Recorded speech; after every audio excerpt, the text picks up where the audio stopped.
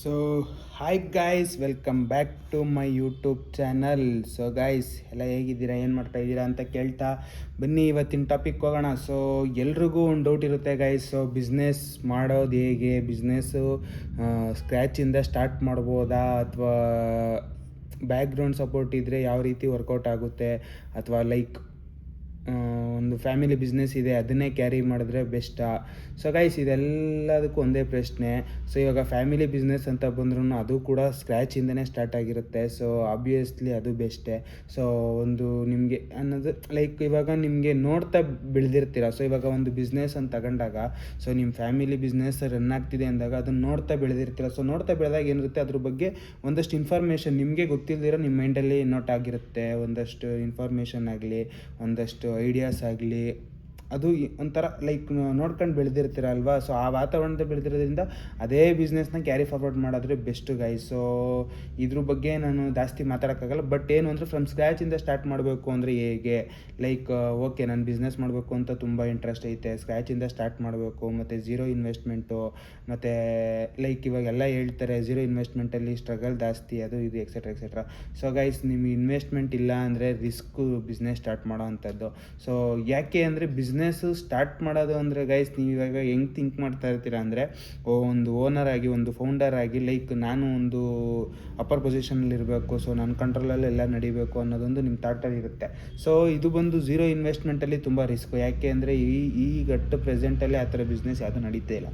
ಅಂದರೆ ಲೈಕ್ ಇವಾಗ ನೀವೇನು ಮಾಡ್ಬೋದು, ಒಂದು ವೆಬ್ಸೈಟ್ ಕ್ರಿಯೇಟ್ ಮಾಡ್ಕೊಂಡು ನೀವು ಲಿಂಕ್ಸ್ನ ಬೇಕಾದರೆ ಬೇರೆ ಬ್ರ್ಯಾಂಡ್ನ ಪ್ರಮೋಟ್ ಮಾಡೋ ಥರ, ಬೇರೆ ಇದನ್ನು ಪ್ರಮೋಟ್ ಮಾಡೋ ಥರ, ಲೈಕ್ ಆ ಥರ ಕ್ರಿಯೇಟ್ ಮಾಡ್ಕೊಂಡು ಅರ್ನಿಂಗ್ ಸ್ಟಾರ್ಟ್ ಮಾಡ್ಬೋದು. ಬಟ್ ಏನು ಅಂದರೆ ಬಿಸ್ನೆಸ್ ಸ್ಟಾರ್ಟ್ ಮಾಡೋದು ಝೀರೋ ಇನ್ವೆಸ್ಟ್ಮೆಂಟಲ್ಲಿ ತುಂಬ ರಿಸ್ಕ್ ಇದೆ ಗೈಸ್. ಸೊ ಅಷ್ಟು ಈಸಿ ಇಲ್ಲ. ಒಂದು ಟೈಮ್ ಇತ್ತು ಲೈಕ್ ಝೀರೋಯಿಂದನೂ ಸ್ಟಾರ್ಟ್ ಮಾಡ್ಬೋದಿತ್ತು ಬಿಸ್ನೆಸ್ ಅನ್ನೋ ಟೈಮ್ ಇತ್ತು. ಬಟ್ ಈಗ ಅಟ್ ಪ್ರೆಸೆಂಟ್ ಯಾಕೆಂದರೆ ಗೈಸ್ ಇವಾಗ ಎಲ್ಲ ಥರ ಪ್ರತಿಯೊಂದು ಬಿಸ್ನೆಸ್ಸು ಕೂಡ ರನ್ ಆಗ್ತಿದೆ. ಸೊ ಯಾವುದೂ ಇಲ್ಲ ಅನ್ನಂಗಿಲ್ಲ. ಸೊ ನೀವೇನೋ ಕ್ರಿಯೇಟಿವ್ ಆಗಿ ಮಾಡಬೇಕು ಅಷ್ಟೇ. ಕ್ರಿಯೇಟಿವ್ ಆಗಿ ಮಾಡಬೇಕು ಅಂದರೆ ಇನ್ವೆಸ್ಟ್ಮೆಂಟ್ ಬೇಕೇ ಬೇಕು.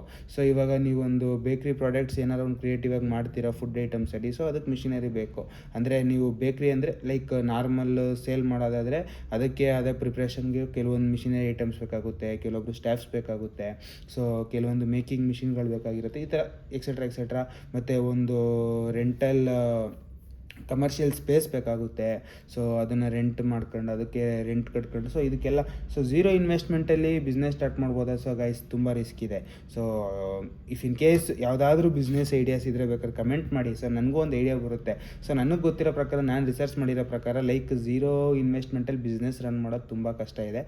ಆನ್ಲೈನ್ ವೆಬ್ಸೈಟ್ಸ್ ಬೇಕಾದ್ರೆ ರನ್ ಮಾಡ್ಬೋದು. ಸೊ ಲೈಕ್ ಹೇಗೆ ಅಂದರೆ, ಫಾರ್ ಎಕ್ಸಾಂಪಲ್ ಇವಾಗ ನಾನು ಕ್ಲಾತಿಂಗ್ ಬಿಸ್ನೆಸ್ ನಡೆಸ್ತಾ ಇದ್ದೀನಿ. ಸೊ ನಾನು ಬೇರೆ ಗಾರ್ಮೆಂಟ್ಸ್ಗಳ ಜೊತೆ ಟೈಅಪ್ ಆಗಿ ಲೈಕ್ ಅವ್ರದ್ದೊಂದು ಕೆಲವೊಂದು ಬ್ರ್ಯಾಂಡ್ ಇರುತ್ತೆ. ಸೊ ನಾನೊಂದು ವೆಬ್ಸೈಟ್ ಕ್ರಿಯೇಟ್ ಮಾಡಿಕೊಂಡು, ಸೊ ಗೈಸ್ ಇಲ್ಲಿ ವೆಬ್ಸೈಟ್ ಕ್ರಿಯೇಟ್ ಮಾಡಬೇಕು ಅಂತ ಬರುತ್ತೆ ನೋಡಿ ಪಾಯಿಂಟು. ಸೊ ಇಲ್ಲಿಗೆ ಇನ್ವೆಸ್ಟ್ಮೆಂಟ್ ಬೇಕೇ ಬೇಕು. ಸೊ ಅಲ್ಲೂ ಇನ್ವೆಸ್ಟ್ಮೆಂಟ್ ಅಮೌಂಟ್ ಬೇಕಾಗುತ್ತೆ. ಲೈಕ್ ಇವಾಗ ನೀವು ಗಾರ್ಮೆಂಟ್ಸ್ಗೆ ಹೋಗಿ ಕೆಲವೊಂದು ಪ್ರಾಡಕ್ಟ್ಸ್ನ ತಂದು ಸೇಲ್ ಮಾಡ್ತೀರಾ ಅಂತ ಇಟ್ಕೊಳ್ಳಿ. ಸೊ ಅಲ್ಲಿಗೂ ಇನ್ವೆಸ್ಟ್ಮೆಂಟ್ ಮಾಡಲೇಬೇಕು. ಸೊ ನೀವು ಇವಾಗ 2,000 ರೂಪಾಯಿ ಕೊಟ್ಟು ನೀವು ಸ್ಟಾಕ್ ತಗೊಬಂದರೆ ನೀವು ಅದನ್ನು ಮಾರಿ 4,000 ರೂಪಾಯಿ ಅಂದರೆ 4,000 ರೂಪಾಯಿಗೆ ಮಾರಿ 2,000 ರೂಪಾಯಿ ಪ್ರಾಫಿಟ್ಟು. ಸೊ 4,000 ರೂಪಾಯಿನೂ ತಿರ್ಗಾ ಇನ್ವೆಸ್ಟ್ಮೆಂಟ್ ಮಾಡಿ ಅದನ್ನು 8,000 ರೂಪಾಯಿ ಮಾಡೋದು, ಈ ರೀತಿ ಬಿಸ್ನೆಸ್ ರನ್ ಆಗೋದು. ಸೊ ಝೀರೋದಲ್ಲಿ ಇವಾಗ ಗೈಸ್ ಇವಾಗ ಯಾರು ಕೊಡ್ತಾರೆ ಝೀರೋ ರುಪೀಸಲ್ಲಿ? ಇವಾಗ ಬೇಕ್ರಿಗೆ ಹೋಗಿ ಒಂದು ಚಾಕ್ಲೇಟ್ ತಗೊಂಡ್ರು ₹1 ಪೇ ಮಾಡಿ ಅಂತಾರೆ. ಒಂದು ಏನೇ ಒಂದು ಪರ್ಚೇಸ್ ಮಾಡೋದನ್ನು ಅದಕ್ಕೆ ಪೇ ಮಾಡಲೇಬೇಕು ನೀವು. ಲೈಕ್ ಇವಾಗ ನಾನು ಹೇಳಿದೆ ವೆಬ್ಸೈಟ್ ಕ್ರಿಯೇಟ್ ಮಾಡ್ಬೋದು. ವೆಬ್ಸೈಟ್ ಕ್ರಿಯೇಟ್ ಮಾಡ್ಕೊಂಡು ಬೇರೆ ಬ್ರ್ಯಾಂಡ್ಗಳಂದರೆ ಲೈಕ್ ಗಾರ್ಮೆಂಟ್ಸ್ ಅವರು ಕೆಲವೊಂದು ಬ್ರ್ಯಾಂಡ್ಗಳನ್ನ ಅವ್ರ ಲೇಬ್ಲಿಂಗಲ್ಲಿ ಮಾಡ್ತಿರ್ತಾರೆ. ಸೊ ಸ್ಟಾಕ್ ಕಡಿಮೆ ಬೇಕು ಅಂದವರು ಕೊಡೋಕ್ಕೆ, ಸೊ ಅವ್ರ ಪರ್ಮಿಷನ್ ತಗೊಂಡು ನೀವು ವೆಬ್ಸೈಟಲ್ಲಿ ಹಾಕ್ಬೋದು. ಮತ್ತು ಇನ್ನೂ ಒಂದು ಏನು ಹೇಳ್ತೀನಿ ಅಂದರೆ, ಸೊ ಬೇರೆ ಬ್ರ್ಯಾಂಡ್ನ ಆ್ಯಡ್ ಮಾಡ್ಬೋದು ಅಂತ ಅಂದ್ಕೊಂಡು ಲೈಕ್ ನೀವು ದೊಡ್ಡ ದೊಡ್ಡ ಬ್ರ್ಯಾಂಡ್ಗಳನ್ನ ಆ್ಯಡ್ ಮಾಡೋಕ್ಕಾಗಲ್ಲ ವೆಬ್ಸೈಟಲ್ಲಿ. ಸೊ ಪೂಮಾ, ನೈಕಿ, ಅಡಿಡಾಸು, ಲೈಕ್ ಈ ಥರ ಬ್ರ್ಯಾಂಡು, ಲಿವೀಸು, ಸೊ ಈ ಥರ H&M, ಝಾರಾ, ಈ ಥರ ಎಷ್ಟೊಂದು ಬ್ರ್ಯಾಂಡ್ಗಳೈತೆ. ಸೊ ಅವ್ರದ್ದು ಓನ್ ವೆಬ್ಸೈಟು ರನ್ ಆಗ್ತಿರುತ್ತೆ. ಸೊ ಅವ್ರದ್ದೆಲ್ಲ ಲೈಕ್ ಆ್ಯಡ್ ಮಾಡೋಕ್ಕಾಗಲ್ಲ. ಸೊ ನನ್ನ ವೀಡಿಯೋ ನೋಡೋರಲ್ಲಿ ಯಾರು ಐಡಿಯಾಸ್ ಇದ್ದರೆ ಸೊ ದಯವಿಟ್ಟು ತೆಗ್ದಾಕಿ. ಯಾಕಂದರೆ ಅದಕ್ಕೆ ತುಂಬ ಥರ ರಿಸ್ಟ್ರಿಕ್ಷನ್ಸ್ ಇದೆ.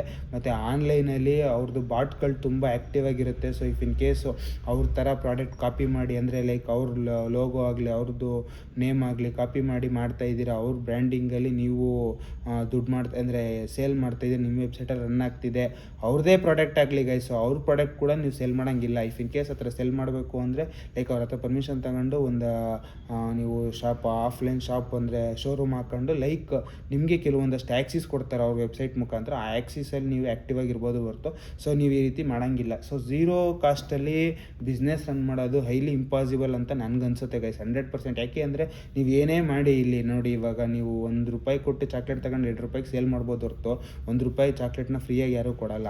ಲೈಕ್ ಅದಕ್ಕೂ ಇನ್ವೆಸ್ಟ್ಮೆಂಟೇ ಈ ರೀತಿ ಹೋಗುತ್ತೆ guys business. Like one time ಇತ್ತು, ಏನು ಕೈಯಲ್ಲಿ ₹1 ಹಿಡ್ಕೋದಿರ ಬಂದುಬಿಟ್ಟು ಇಲ್ಲಿ ಬಿಸ್ನೆಸ್ ರನ್ ಮಾಡ್ತಿದ್ರು, ತಲೆ ಉಪಯೋಗಿಸ್ತಿದ್ರು ಆ ಥರ. ಸೊ ಇವಾಗ ಬಿಸ್ನೆಸ್ ಮಾಡಬೇಕು, ನನ್ನ ಹತ್ರ ₹1 ಕಾಸಿಲ್ಲ, ₹1 ದುಡ್ಡಿಲ್ಲ, ಬಟ್ ಬಿಸ್ನೆಸ್ ಮಾಡಬೇಕು. ಲೈಕ್ ನನಗೀಗ ಒಂದು 2 lakhs 3 lakhs ಅರ್ನ್ ಮಾಡ್ಬೇಕು ಫಸ್ಟು, ಬಟ್ ₹1 ಕಾಸಿಲ್ಲ ಅಂದಾಗ ಸೊ ನೀವು ಏನು ಮಾಡ್ಬೋದು ಅಂದರೆ ಲೈಕ್ ಈ ಥರ ಏನಾದರೂ ಕೆಲಸ ಮಾಡ್ಕೊಂಡು ಲೈಕ್ ಸೇವಿಂಗ್ಸ್ ಮಾಡ್ಕೊಂಡು ಒಂದು 4 to 6 months ಸೇವಿಂಗ್ಸ್ ಮಾಡ್ಕೊಂಡು ಸೊ ಸೇವಿಂಗ್ಸಲ್ಲಿ ಒಂದು ಚಿಕ್ಕದಾಗಿ ಒಂದು ಪ್ರಾಜೆಕ್ಟ್ ಓಪನ್ ಮಾಡಿ. ಲೈಕ್ ಏನೇ ಆಗಲಿ ಒಂದು ಚಿಕ್ಕದಾಗಿ ಒಂದು ಟ್ರಯಲ್ ಅಂತ ಮಾಡಿ. ಯಾಕೆ ಅಂದರೆ ಓವರ್ ನೈಟ್ ನಿಮ್ಗೆ ಏನೋ ಒಂದು ಬಿಸ್ನೆಸ್ ಐಡಿಯಾ ಬಂತು ಅಂದ್ಬಿಟ್ಟು ಲಾರ್ಜ್ ಇನ್ವೆಸ್ಟ್ಮೆಂಟ್ ಮಾಡೋಕ್ಕೆ ಹೋಗಬೇಡಿ. ಸೊ ಸಿಕ್ಕಾಪಟ್ಟೆ ಕಷ್ಟ ಇದೆ, ಯಾಕಂದರೆ ಈಗಿನ ಕಾಂಪಿಟೇಷನ್ ಲೈಫ್ ಹೇಗಿದೆ ಅಂದರೆ ಸಿಕ್ಕಾಪಟ್ಟೆ ಹಾರ್ಡ್ ಇದೆ ಗೈಸ್. ಸೊ ನೀವು ಒಂದು ಎಕ್ಸ್ಪೆಕ್ಟ್ ಮಾಡಿ ನೀವು ಸ್ಟಾಕ್ ಹಾಕಿದ್ರೆ ಸೊ ಕಸ್ಟಮರ್ಸು ಇನ್ನೂ ಒಂಥರ ಕೇಳ್ತಾರೆ. ಸೊ ಕಸ್ಟಮರ್ಸ್ನ ಸ್ಯಾಟಿಸ್ಫೈ ಮಾಡೋದು ತುಂಬ ನೆಕ್ಸ್ಟ್ ಲೆವೆಲ್, ಅದು ಒಂಥರ ನೆಕ್ಸ್ಟ್ ಲೆವೆಲ್ ಕಾಂಪಿಟೇಷನ್ ಅಂತಲೇ ಅನ್ಬೋದು. ಒಂಥರ ತಲೆ ಸಿಕ್ಕಾಪಟ್ಟೆ ಓಡಿಸ್ಬೇಕು. ಸೊ ಕಸ್ಟಮರ್ಗೆ ಸ್ಯಾಟಿಸ್ಫೈ ಮಾಡಿಸೋದು ಆ ರೇಂಜಿಗಿರುತ್ತೆ. ಮತ್ತು ಇನ್ನೂ ಒಂದು ಏನಂದರೆ ಓಕೆ ನನ್ನ ಹತ್ರ ಇನ್ವೆಸ್ಟ್ಮೆಂಟ್ ಇದೆ, ಬಟ್ ನಾನು ಬೇಗ ಅರ್ನಿಂಗ್ಸ್ ಮಾಡಬೇಕು ಅಂದರೆ ಅದೂ ಇಂಪಾಸಿಬಲ್ಲು. ಸೊ ಇನ್ವೆಸ್ಟ್ಮೆಂಟ್ ಇದೆಯಾ, ಸೊ ಓಕೆ ಡೆಡ್ ಇನ್ವೆಸ್ಟ್ಮೆಂಟ್ ಇದ್ದರೆ ಆದಷ್ಟು ಒಂದು ನೀವು ಓಕೆ ಒಂದು ಒಳ್ಳೆ ಐಡಿಯಾ ಮಾಡಿ, ಒಳ್ಳೆ ಬಿಸ್ನೆಸ್ ಡೆವಲಪ್ ಮಾಡಿ. ಸೊ ಹಾಕೊಳ್ಳಿ ಲೈಕ್ ಓಕೆ ಒಂದು 2 months 3 months ಲೇಟ್ ಆದರೂ ಪರವಾಗಿಲ್ಲ. ಸೊ ನಿಮ್ಮದು ಅಂತ ಒಂದು ಸ್ಟ್ಯಾಂಡ್ ತಗೊಳ್ಳಿ. ಸೊ ಪ್ರೀವಿಯಸ್ ವೀಡಿಯೋದಲ್ಲಿ ಒಂದು ಹೇಳಿದೆ. ಸೊ ನಿಮ್ಮದು ಆದ ಒಂದು ಬ್ರ್ಯಾಂಡ್ನ ಕ್ರಿಯೇಟ್ ಮಾಡಿದ್ರೆ ಏನೇನು ಬೆನಿಫಿಟ್ಸ್ ಇರುತ್ತೆ ಅಂತ. ಸೊ ಬ್ರ್ಯಾಂಡೆಡ್ ಅನ್ಬ್ರ್ಯಾಂಡೆಡ್ ಅಂತ ಒಂದು ಮಾಡಿದ್ದೆ. ಸೊ ಆ ಕಾನ್ಸೆಪ್ಟ್ ಬೇಕಾದ್ರೆ ಆ ವೀಡಿಯೋದಲ್ಲಿ ಕಂಪ್ಲೀಟಾಗಿ ಹೇಳಿದ್ದೀನಿ, ಬೇಕಾದ್ರೆ ಆ ವಿಡಿಯೋ ಹೋಗಿ ನೋಡಿ. ಸೊ ಅಲ್ಲೂ ಏನಾಗುತ್ತೆ ಗೈಸ್, ಸೊ ನೀವು ಓನ್ ಬ್ರ್ಯಾಂಡ್ ಅಂತ ಹೋದಾಗ ನಿಮಗೆ ಕಸ್ಟಮರ್ಸ್ ರಿಪೀಟ್ ಆಗ್ತಾ ಇರ್ತಾರೆ. ಸೊ ಕಸ್ಟಮರ್ಗೆ ಒಂದು ಸತಿ ಸ್ಯಾಟಿಸ್ಫೈ ಮಾಡಿಬಿಟ್ರೆ ಸಾಕು. ಲೈಕ್ ಓಕೆ ಅವ್ರಿಗೆ ನೆಕ್ಸ್ಟ್ ಟೈಮ್ ಏನೇ ಬೇಕಾದ್ರೂ ಫಸ್ಟು ನಿಮ್ಮ ಶಾಪ್ ಕಡೆ ವಿಸಿಟ್ ಕೊಡ್ತಾರೆ. ಸೊ ನಿಮ್ಮ ಸ್ಟಾಕ್ ನಿಮ್ಮದ್ರಲ್ಲಿ ಇಲ್ಲ ಅಂದರೆ ಆಪ್ಷನ್ ಬಿ, ಪ್ಲ್ಯಾನ್ ಬಿ ಅಥವಾ ಆಪ್ಷನ್ ಬಿ ಅಂತ ಆಪ್ಷನ್ ಬಿಗೆ ಹೋಗ್ತಾರೆ.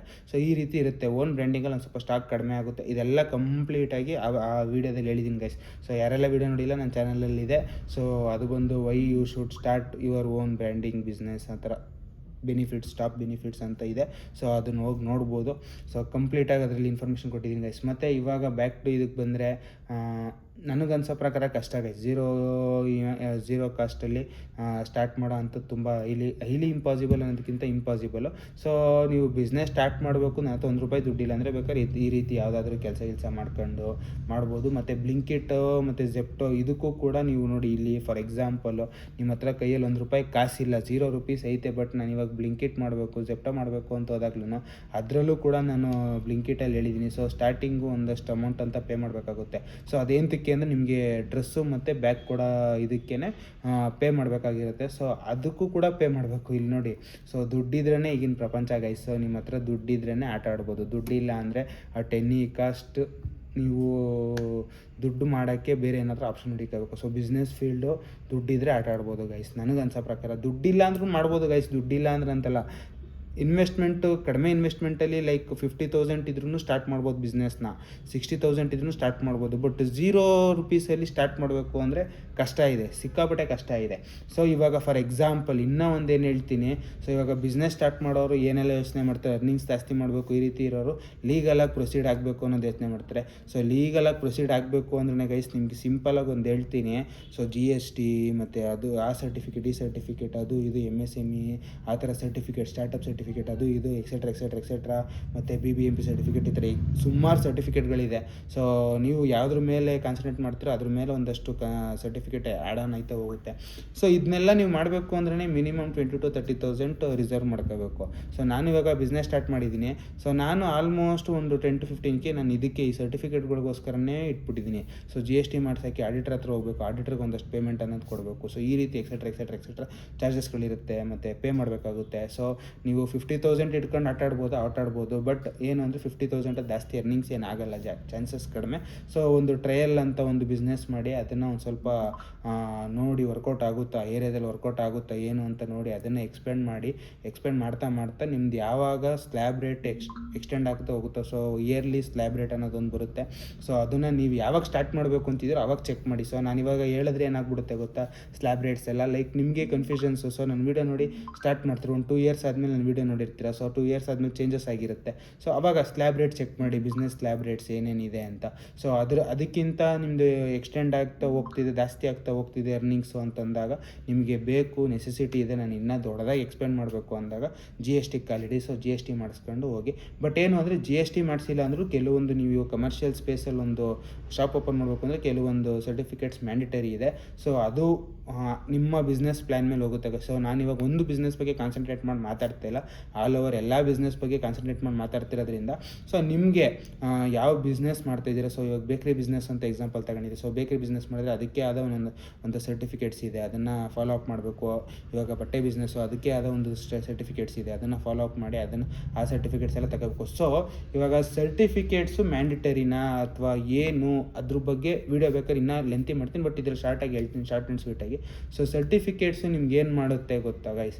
ಸೊ ಸಿಂಪಲಾಗಿ ಹೇಳಬೇಕು ಅಂದರೆ ನೀವು ಇನ್ ಕೇಸ್ ಬಿಸ್ನೆಸ್ ಸ್ಟಾರ್ಟ್ ಮಾಡಿದ್ರಿ, ಒಂದಷ್ಟು ಅರ್ನಿಂಗ್ಸ್ ಆಗ್ತಿದೆ, ಬಟ್ ಏನು ಮಾಡಬೇಕು, ಎಕ್ಸ್ಪೆಂಡ್ ಮಾಡಬೇಕು, ನಿಮ್ಮ ಹತ್ರ ಏನೂ ಸೇವಿಂಗ್ಸ್ ಇಲ್ಲ, ನಾನು ಎಲ್ಲ ಅಲ್ಲಲ್ಲೇ ಖರ್ಚಾಗ್ತಿದೆ, ಬಟ್ ಇನ್ನೂ ದೊಡ್ಡದಾಗಿ ಎಕ್ಸ್ಪೆಂಡ್ ಮಾಡಬೇಕು, ನಂಗೆ ನಂಬಿಕೆ ಇದೆ ಅಂದಾಗ ನೀವು ಈ ಥರ ಸರ್ಟಿಫಿಕೇಟ್ಸ್ ಎಲ್ಲ ಇಟ್ಕೊಂಡು ಲೈಕ್ ನೀವು ಲೋನ್ಗೆ ಅಪ್ಲೈ ಮಾಡ್ಬೋದು.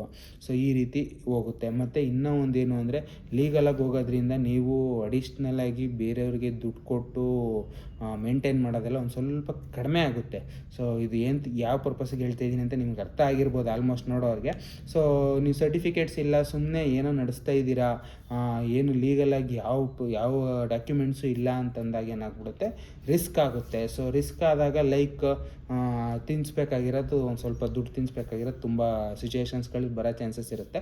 ಸೊ ಅದಕ್ಕೋಸ್ಕರ ಅದನ್ನು ಅವಾಯ್ಡ್ ಮಾಡ್ಕೊಳ್ಳೋಕ್ಕೋಸ್ಕರ ಸೊ 30,000 50,000 60,000 ಆ್ಯಡ್ ಮಾಡೋದಕ್ಕಿಂತ ಒಂದು 10,000 ಅಥವಾ 5,000 ಅದು ಎಷ್ಟಾಗುತ್ತೋ ಆ ಕ್ಯಾಟಗರಿ ಮೇಲೆ, ಆ ಬಿಸ್ನೆಸ್ ಕ್ಯಾಟಗರಿ ಮೇಲೆ, ಆ ಸರ್ಟಿಫಿಕೇಟ್ಸ್ ಮೇಲೆ ಡಿಪೆಂಡ್ ಆಗ್ತಾ ಹೋಗುತ್ತೆ. ಸೊ ಅದನ್ನೆಲ್ಲ ಆಲ್ಮೋಸ್ಟು ಮ್ಯಾಂಡೇಟರಿಯಾಗಿ ಎಲ್ಲ ನೀವೊಂದು ಬೇಸ್ಮೆಂಟ್ ಇದು ಮಾಡ್ಕೊಂಡಾಗ ಆ ಅಮೌಂಟ್ನ ನೀವು ಫ್ಯೂಚರಲ್ಲಿ ಪೇ ಮಾಡಬೇಕಾಗಿರೋ ಲಮ್ಸಮ್ ಅಮೌಂಟ್ನ ಕಂಟ್ರೋಲ್ ಮಾಡ್ಕೊಳ್ತಾ ಹೋಗೋ ಚಾನ್ಸಸ್ ಇರುತ್ತೆ. ಸೊ ಗಾಯ್ಸ್, ಇವಾಗ ಝೀರೋ ಕಾಸ್ಟಲ್ಲಿ ಯಾರ್ಯಾರೆಲ್ಲ ಬಿಸ್ನೆಸ್ ಸ್ಟಾರ್ಟ್ ಮಾಡಬೇಕು ಅಂದ್ಕೊಂಡಿದ್ದೀರಾ, ಸೊ ಆದಷ್ಟು ಎಲ್ಲ ಹುಡುಕ್ತಾ ಇರ್ತೀರಾ. ಸೊ ನಾನು ಎಷ್ಟೊಂದು ಕಡೆ ನೋಡಿದ್ದೀನಿ.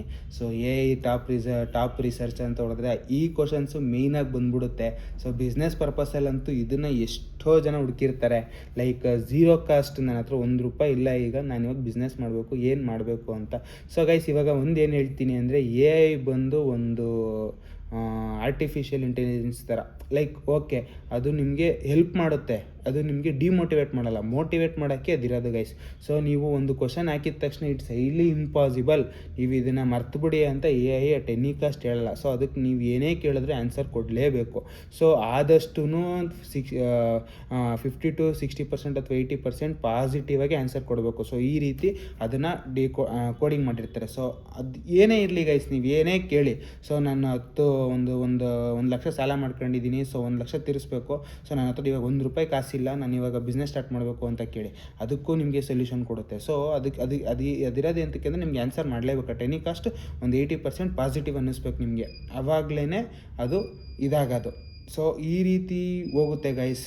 ಸೊ ಒಂದೇ ಒಂದು ನಿಮಿಷ ಬ್ರೇಕ್. ಸಾರಿ ಗೈಸ್, ಒಂದು ಸ್ವಲ್ಪ ಡಿಸ್ಟರ್ಬೆನ್ಸ್ ಆಯಿತು, ಸೊ ಅದಕ್ಕೋಸ್ಕರ ಕಟ್ ಮಾಡಿದೆ. ಸೊ ಈ ರೀತಿ ಎಲ್ಲ ಆಗುತ್ತೆ ಗೈಸ್. ಸೊ ನೀವು ಅದಕ್ಕೆ ಆದಷ್ಟು ನೀವು ರಿಸರ್ಚ್ ಮಾಡಿ. ಸೊ AI ಯಾವುದಕ್ಕೆ ಒಳ್ಳೇದು ಅದಕ್ಕೆ ಬಳಸಿ. ಸೊ ಇದು ನೀವು ₹0 ಸ್ಟಾರ್ಟ್ ಮಾಡೋದು ಒಳ್ಳೇದಾಗ ಕೆಟ್ಟದ, ಸೊ ಅದು ಪಾಸಿಟಿವೇ ಗೈಸ್.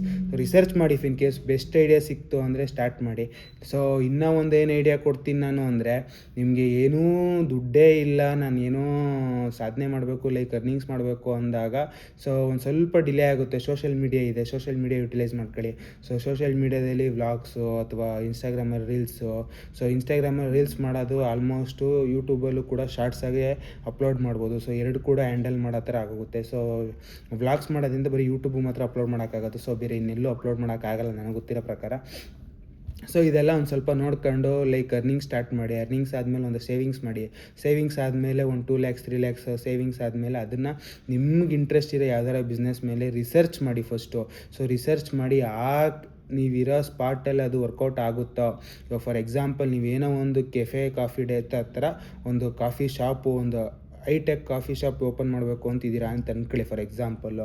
ಸೊ ನೀವು ಹೋಗ್ಬಿಟ್ಟು ಹಳ್ಳಿ ಕಡೆ ಲೈಕ್ ಒಂದು ಸ್ವಲ್ಪ ಮಿಡಲ್ ಕ್ಲಾಸಲ್ಲಿ ಲೋವರ್ ಮಿಡಲ್ ಕ್ಲಾಸ್ ಇರ್ತಾರಲ್ಲ ಜನ, ಸೊ ಅಲ್ಲಿ ಹೋಗ್ಬಿಟ್ಟು ಹೈಫೈಯಾಗಿ ಪ್ರೀಮಿಯಮ್ ಆಗಿ ಕಾಫಿ ಶಾಪ್ ಓಪನ್ ಮಾಡಿದ್ರೆ ವರ್ಕೌಟ್ ಆಗೋಲ್ಲ.